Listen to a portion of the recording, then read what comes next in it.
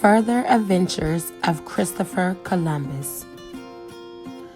When Christopher Columbus set sail from Europe for the second time, he commanded not 3, but 17 ships. He told himself, "I will return to the Hispaniola and find the men I left on that island waiting to help me. We will find the wealth of Asia and be rich." Everything seemed to be working perfectly. But the most important word in that statement is seemed. In fact, this time, Columbus was sailing straight into trouble. Reaching Hispaniola, he found that the fort his men had assembled from the wooden planks of the Santa Maria was gone. There was no sign of the sailors he had left there either.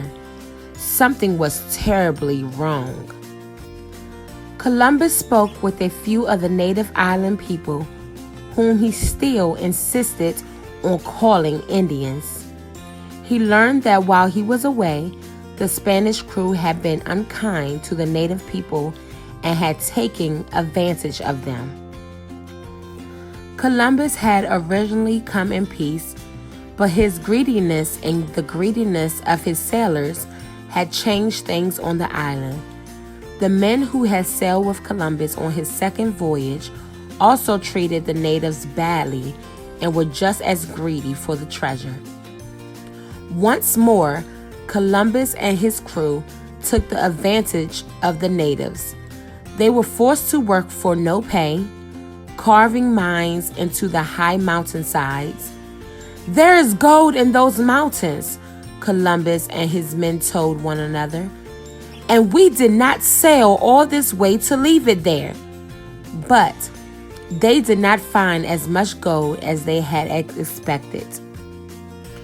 When Columbus returned to Spain from this second voyage, the king and the queen did not like the reports he gave them. Isabella said, "We will let you sail a third time for us, but you had better find spices and more gold this time." On this third voyage, Columbus thought, "Surely this time I will find a city rich with gold and spices, like those I have heard about." But all he saw was jungles. During his search, Columbus became very sick.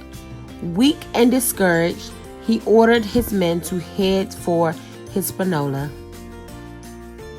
When they got there, Columbus was surprised to find that a nobleman sent by the Ferdinand and Isabella was waiting for him.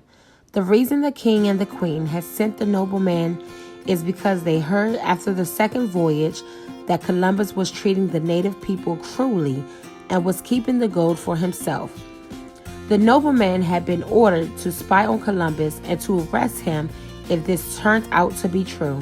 Indeed, the nobleman heard from many people on the island how Columbus and his men had treated the native people of the Hispaniola. The nobleman announced, "Christopher Columbus, you are being charged with keeping all the gold and treasures for yourself, and therefore doing a terrible job as the governor. The king and queen will decide your fate." Columbus sailed the long journey home to Spain, not as the ship's commander, as he had once been, but as a prisoner heading to jail. He wondered how he would be greeted by the King Ferdinand and Queen Isabella. At first, when Columbus arrived in Spain, he was thrown in jail. Later, when he appeared before the king and queen, they were shocked by the difference in the man they now saw before them. His hair had turned completely white. His body had grown bent and weak, and the man who had boldly stepped forward in the past now limped into their presence. King Ferdinand and Queen Isabella were ashamed. They took pity of Columbus and ordered that he be released from jail. They set Columbus free and ordered his share of the wealth to be returned to him. Their Majesties shattered Columbus' dreams of returning to the former importance by announcing, "You are free, but you will no longer be the governor of our new empire." They put someone new in charge of Hispaniola and the lands beyond. The king and queen told Columbus, "We will give you one last chance to find the wealth of Asia." They gave him a few old ships that hardly seemed strong enough to make it out of the harbor onto the open sea. So, Columbus took those rotting Spanish ships safely across the Atlantic. Sailing up and down the lush green coast, he searched once more for the Asian cities he still believed must be there. Of course, they were not. And not finding them, he did not go ashore to explore. Discharged, Columbus returned to Spain once again without the gold and spices he desired. Christopher Columbus never set sail again. He died still believing that he had found the Indies, but other explorers disagreed. They realized that instead of Asia, Columbus had actually found a place that Europeans had never known about between Asia and Europe. Because they had never before known about this place, and it was new to them, they called it the New World.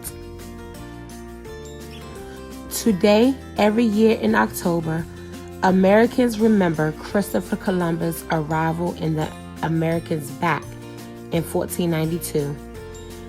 This day is called Columbus Day.